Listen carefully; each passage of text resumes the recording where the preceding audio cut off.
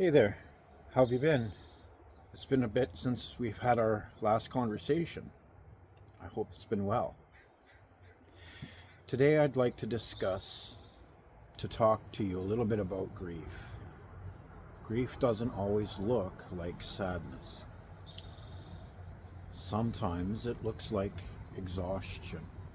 Sometimes it looks like anger.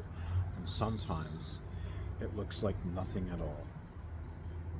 And sometimes grief isn't just about losing a person.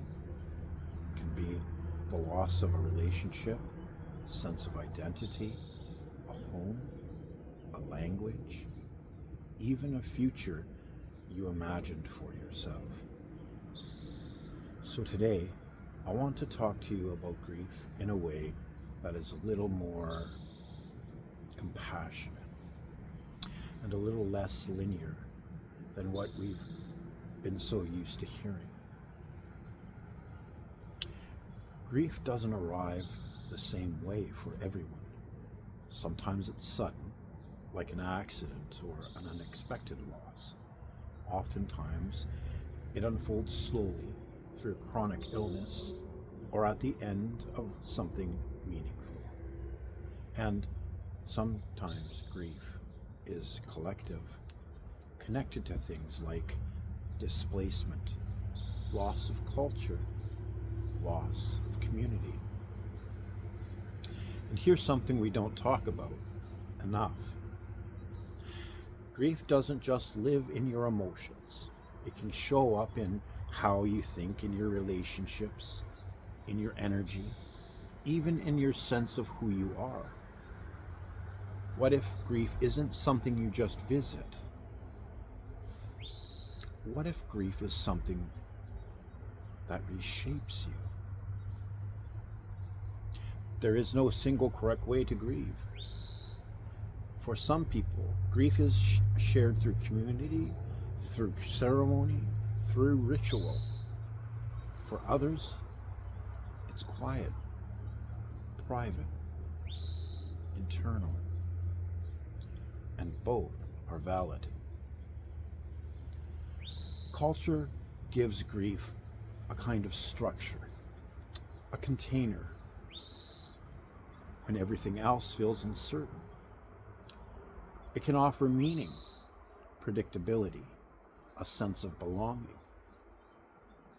Instead of asking, are they grieving the right way? What if we asked, what world does that grief belong to? If you're supporting someone through grief, the most important place to begin is not expertise. It's curiosity. You might gently ask, what traditions matter to you? What does this time usually look like in your family or community? What feels important right now? You don't need perfect words. Being willing to ask and really listen is often what matters most. We're often taught that grief is something to get through. But what if that's not quite true? Grief is a part of life. To love anything is to risk losing it. And while the loss itself doesn't change the meaning we give it, it too can come in many forms. And yes, it can feel awful, but support can often soften it, and meaning can shift over time.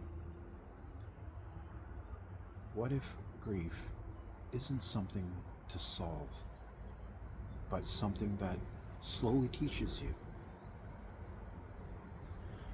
One of the hardest and most powerful things we can do is not to run from grief, but turn toward it. Get to know it. Carry it. Listen to it. Let it show you what matters. If grief were a container, you might find what is inside of it is love, connection, meaning. If you're walking alongside someone in grief or even navigating your own, here are a few things to hold on to. Get to know your grief as a part of the story. Be curious about meaning. Notice how life changes after loss. Respond with care and intention. Remember, there's no timeline. And honor both loss and resilience. In the end, love and loss are not opposites. They exist together. And even though grief can feel heavy, confusing, and overwhelming, it can also hold meaning, connection, and continued love. Not instead of the loss, but alongside it. If you're carrying grief right now, your way of grieving is valid, and you don't have to rush it. So, my friends, I encourage and invite you to listen to this message and find your own validation for how you grieve. Connect with a friend if it gets too hard to work through alone. Be a listening and intent, heart-spoken, love-giving friend. Be kind to yourself. And if you liked this video, or you think there's a message here that someone might need to hear, please like and share the video. Comment below.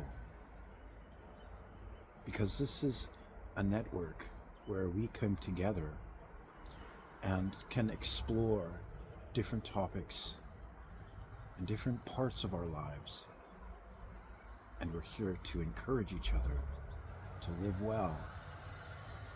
And with that, my friends, as always, take with you all of my love.